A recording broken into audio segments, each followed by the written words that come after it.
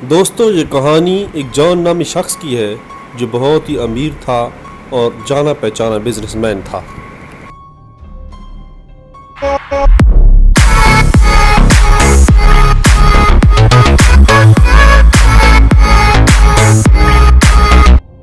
جان کو پرانی چیزوں میں بہت لگاؤ آتا ہے اور ایک دن وہ ایک مینشن کا وزٹ کرتا ہے۔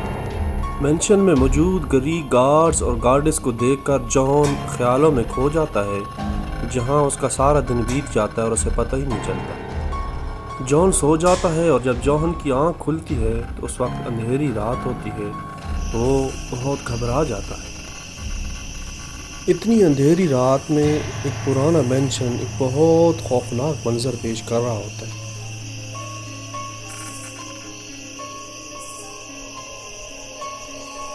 اچانک جان کھڑکی میں سے ایک بھوت کو دیکھتا ہے تو اس کے پاؤں سے زمین نکل جاتی۔ جان نے اپنی زندگی میں اتنا خوفناک منظر کبھی نہیں دیکھا تھا۔ وہ خدا سے اپنی زندگی کی بھیک مانگتا ہے اور دعائیں کرنا شروع کر دیتا ہے۔ اتنے میں ایک خوفناک ڈیول ظاہر ہوتا ہے اور وہ جان کی طرف بڑھنے لگتا ہے۔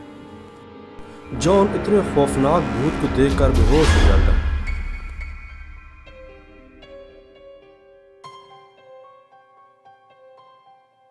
لیکن جب جان کی آنکھ کھلتی ہے تو وہ صحیح سلامت ہوتا ہے۔